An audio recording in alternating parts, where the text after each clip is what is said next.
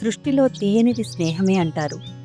స్నేహబంధం ఎంతో మధురం, వీడిపోదు వాడిపోదు జీవితాంతము అన్నాడు ఒక కవి.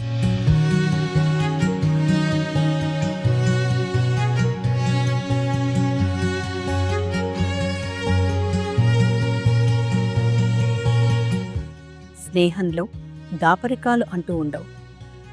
కుటుంబీకులతో మనసు విప్పి చెప్పుకోలేని విషయాలను కూడా స్నేహితులతో పంచుకుంటాం. మంచి స్నేహం ఒక అపురూపమైన వరం. అసలు ఈ స్నేహితుల దినోత్సవ ఆవిర్భావానికి సంబంధించిన కథ ఏమిటో ఇప్పుడు చూద్దాం.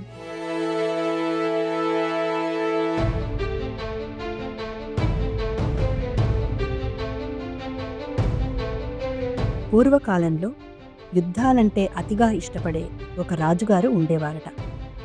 ఆయన సైన్యంలో ఇద్దరు స్నేహితులు ఉండేవారు.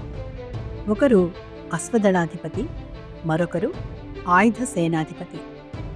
ఒకరోజు రాజు పొరుగు దేశంతో యుద్ధం ప్రకటిస్తాడు. అయితే అశ్వదళాధిపతి దేశ ఆర్థిక పరిస్థితి దృష్ట్యా యుద్ధం వద్దని చెప్పడంతో కోపించిన రాజు సూర్యోదయంలోపు అతనిని ఉరితీయమని ఆజ్ఞాపిస్తాడు. తన ముసలి తల్లిదండ్రులను చివరిసారిగా చూచి సూర్యోదయం లోపల తిరిగి వస్తానని అశ్వదళాధిపతి రాజును వేడుకుంటాడు. అయితే అతనికి బదులుగా మరెవరినైనా చెరసాలలో ఉంచి వెళ్ళమని, సమయం దాటిపోతే మాత్రం ఆ చెరసాలలోని వ్యక్తిని ఉరితీస్తానని రాజు చెప్పాడు. అశ్వదళాధిపతి స్నేహితుడైన ఆయుధ సేనాధిపతి చెరసాలలో ఉండడానికి అంగీకరిస్తాడు. అయితే అనివార్య కారణాల వలన అశ్వదళాధిపతి అనుకున్న సమయానికి తిరిగి అతను రాలేకపోతాడు.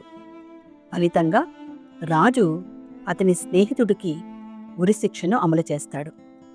మిత్రుని మరణం చూసి తట్టుకోలేకపోయిన అశ్వదళాధిపతి తాను కూడా ప్రాణత్యాగం చేస్తాడు. ఈ సంఘటన స్నేహితుల దినోత్సవ ఆవిర్భావానికి మూలం అని చెప్తారు.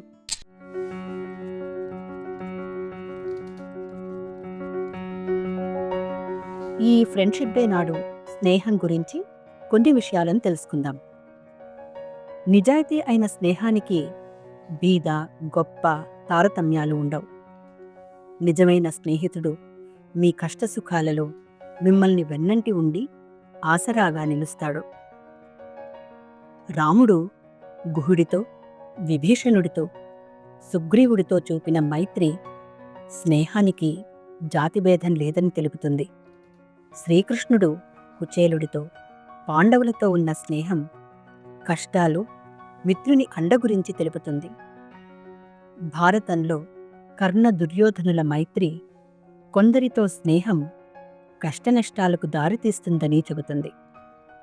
బాల్యమిత్రులైన ద్రుపదుడు, ద్రోణుల ఉదంతం స్నేహంలో అహంకారం చేసే నష్టాన్ని తెలుపుతుంది.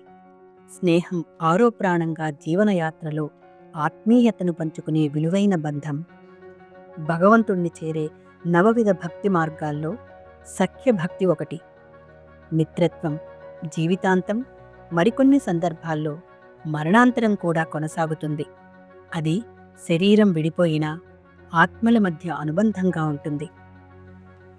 ఆత్మలోతులను స్పృశించడం తప్ప స్నేహంలో మరి ఏ ఇతర ప్రయోజనం ఉండరాదుగాక అంటారు ద ప్రొఫెట్ అనే తన పుస్తకంలో ఖలీల్ గిబ్రాన్.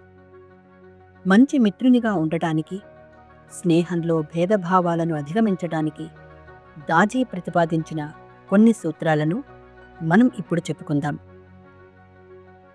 వీలు చూసుకొని తప్పక స్నేహితులను కలుస్తూ ఉండండి.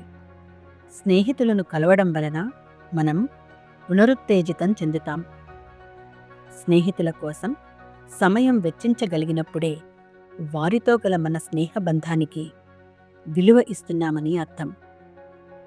స్వంత లాభం కోసం, మిత్రుల కోసం కొంత సమయం ఇవ్వలేని వ్యక్తి సమతుల్యత లోపించిన జీవితాన్ని కొనసాగిస్తాడు. స్నేహితులు తమ జీవితం యొక్క అద్దం లాంటివారు. మనం ఎలా ఉన్నామో మనకి తెలియచేస్తారు. మంచి మిత్రుడు అవసరమైతే వెనకాడకుండా సహాయం చేసేవాడుగా ఉంటాడు.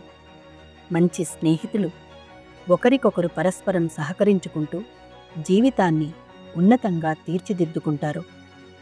మంచి మిత్రుడు పరస్పర నమ్మకానికి, గౌరవానికి, సహకారానికి విలువ ఇచ్చి స్నేహాన్ని సుసంపన్నం చేస్తాడు. మనల్ని చెడు పనులకు దూరంగా ఉంచుతాడు. మన రహస్యాలని గౌరవిస్తాడు. నిజమైన స్నేహం ఒకరినొకరు అర్థం చేసుకున్నప్పుడు మాత్రమే కొనసాగుతుంది. మిత్ర భావనలో క్షమించడం, అవగాహన కలిగి ఉండడం, దయ చూపించడం ఆ స్నేహాన్ని ఎప్పటికప్పుడు పునరుజ్జీవింపచేస్తుంది. నిజం చెప్పాలంటే స్నేహంలో నమ్రత ఒక గొప్ప లక్షణం. వినమ్రుడైన వ్యక్తి అందరిలోనూ మంచినే చూస్తాడు.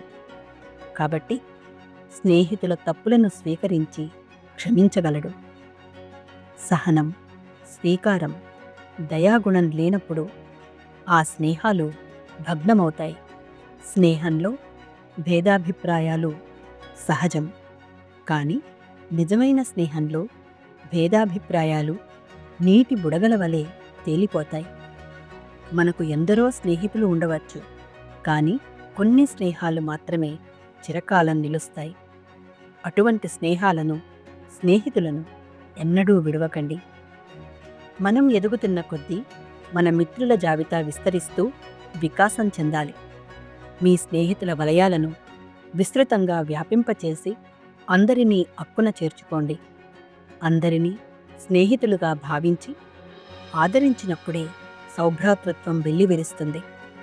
వసుధైక కుటుంబం అనే భావన ప్రబలమవుతుంది.